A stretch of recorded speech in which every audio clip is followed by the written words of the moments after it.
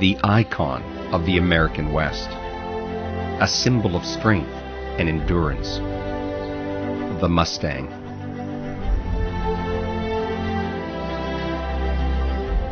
It has thrived here for hundreds of years and has become synonymous to freedom and American pride.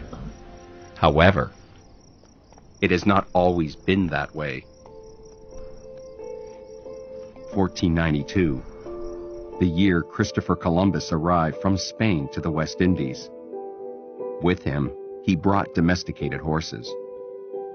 Soon after, Spanish conquistadors began exploring North America, bringing these horses in their expeditions. Horses were brought from Mexico to Texas in 1542, and soon after, another Spanish expedition came to Texas, led by Alonso de Leon, this time with over 700 horses. From these expeditions came the wild horse we know today, the Mustang. These Mustang populations soon grew rapidly, expanding across North America. Currently, there are over 75,000 wild Mustangs that roam free, and another 45,000 in holding facilities in the United States.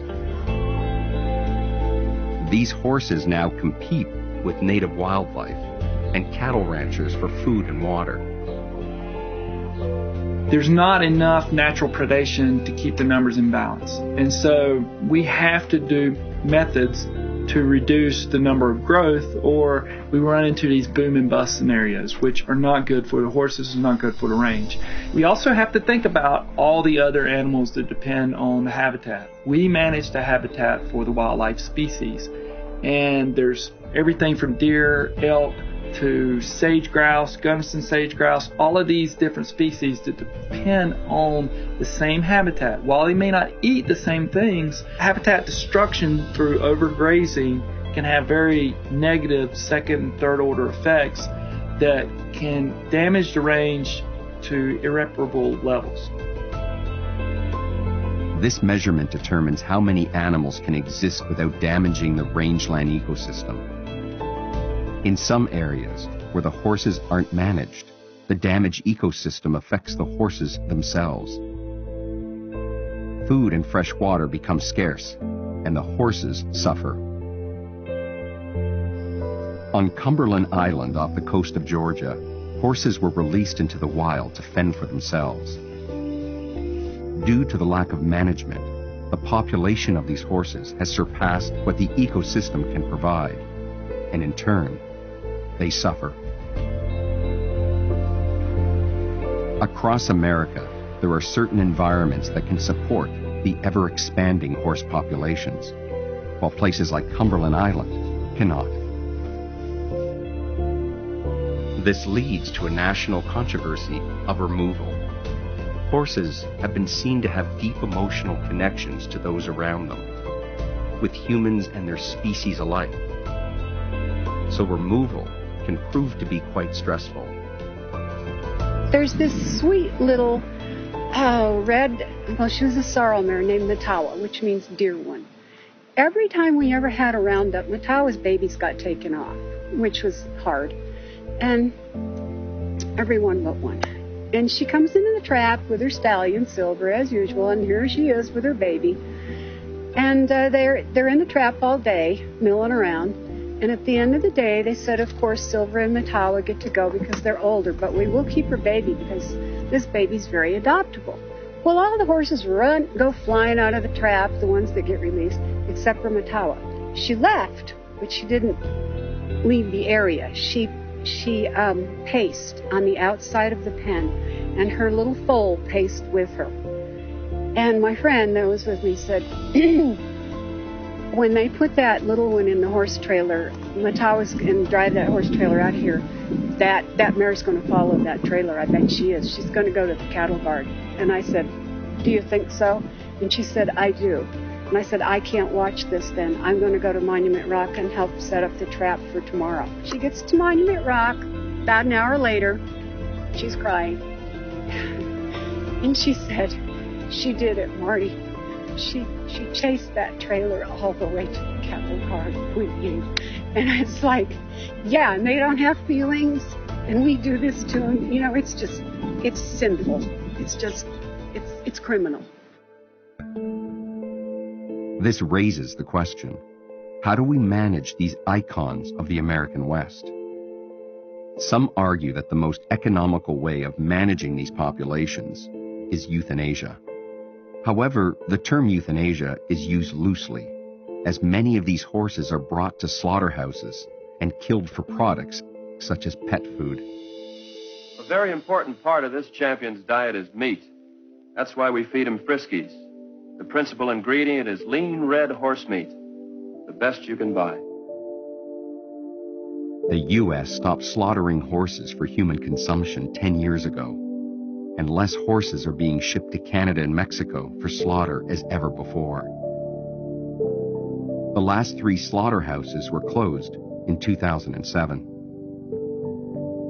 Slaughtering horses is illegal in the U.S., and the BLM handled this by changing the way they sold horses. They now sell horses using adoption requirements. However, some buyers use a loophole in the requirements to purchase horses for shipment. Since then, the BLM changed the sale policy to limit sales to 4 horses within a 6-month period, pertaining to the adoption requirements to help keep kill buyers at bay. The Trump administration's 2018 budget included a proposal that completely changes these policies, putting new ones in place that open the door for horses to be sold for slaughter. Horses cannot be slaughtered in a humane way. They have instincts to run, and their long necks make it difficult to bring a bolt gun to their heads for a quick death. This means they're not always killed on the first try. These horses die confused and terrified. Fortunately, there are many people and organizations working to stop the slaughter through other solutions. In Grand Junction, Colorado, the local Bureau of Land Management is working together alongside an organization called Friends of the Mustangs to manage horses in new, economical ways that help the rangelands and the horses. The USGS got together with the Bureau of Land Management and decided they wanted to do a fertility control study using porcine zona pellucida, which is PZP. It's a natural material created from pig ovaries, and what it does is when it's injected into the horse, keeps the horse from getting pregnant for 1 year. We started our program in 2002 as part of a research program, and that research went from 2002 to 2004. It was doing so well for us that we've continued it on since then. And basically what it's amounted to is that we were having 30 to 40 foals per year, and we've reduced that down to 10 to 20, so we basically have cut that in half. And what that means is that we've reduced our population growth in half. The first step is to identify the mares that we're going to dart. We don't dart every mare. We want some mares to foal and contribute genetically to the herd. Once that happens, then I as a darter, are going to mix up the vaccine, the PZP and an adjuvant. Once that's mixed, then we inject with another needle that vaccine into this dart. So I would load the dart. This is a special gun made for darting. This particular gun uses a 22 blank charge. So that's the mare standing down there, 50 yards. I'm going to set up and get my crosshairs on her hindquarters, and I'm going to pull the trigger.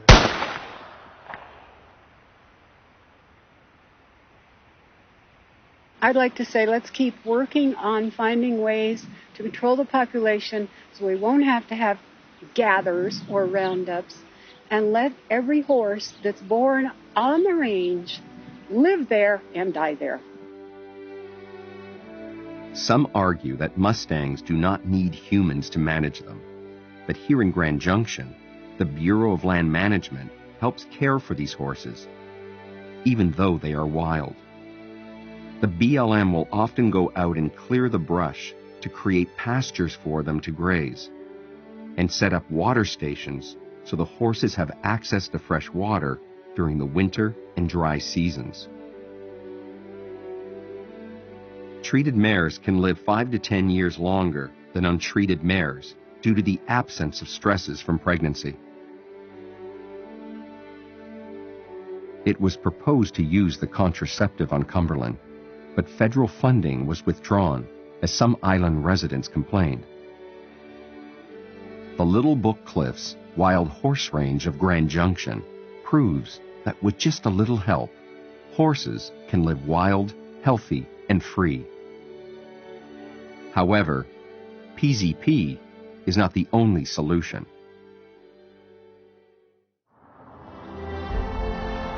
It's September in Fort Worth, Texas. The air is hot and dry. Many of America's finest horse trainers from around the country proudly gather to show their horses. But these are not your regular domestic horses. These are Mustangs.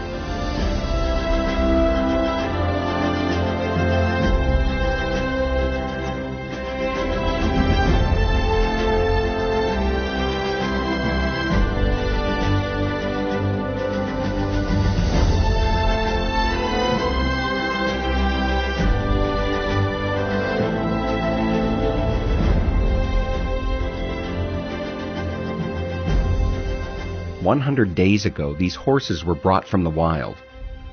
Trainers chose them and worked with them throughout the year. And today is the day where we see the results." Mustang Makeover is a competition where trainers from across the country get 100 days to test their skills and take a horse from totally wild and knows nothing to becoming a really awesome partner and being able to be ridden under saddle and become something that's adoptable for the public. These horses go up for adoption and are prized due to their strong genetics. Having wild genes makes these horses stronger and healthier. The next group of Mustangs are brought in from around the country, wild as can be, to be chosen and trained for the next round of adoptions. So the difference between a domestic horse and a Mustang is these guys have had to fend on their own, and they do have predators out in the wild, and they have never really been around humans in the close proximity.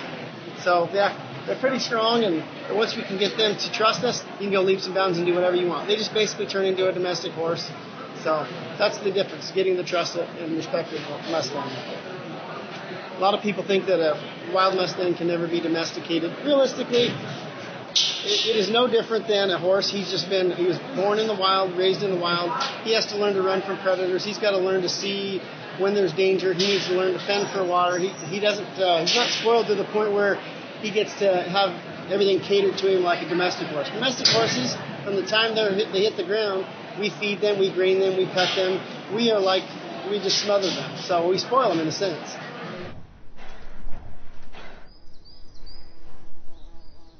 We have a serious problem with too many horses in America. These horses deserve homes. They need homes. They're very worthy animals, and they need to be given a chance. So it's an honor to work with them and work with the program to try to get America to understand their horse. As American taxpayers, we own these animals. We are paying for the care of these animals. And these animals are worthy of a chance to get out of holding and be in a private home where people can really enjoy these are majestic animals. These are symbols of America, and we need to take care of them. And it's a big responsibility, and we need to be much more active in helping these horses. These people, along with many others, have proved that slaughter is unnecessary. Mustangs can be managed with fertility control, and through events like the Extreme Mustang Makeover, become great companions.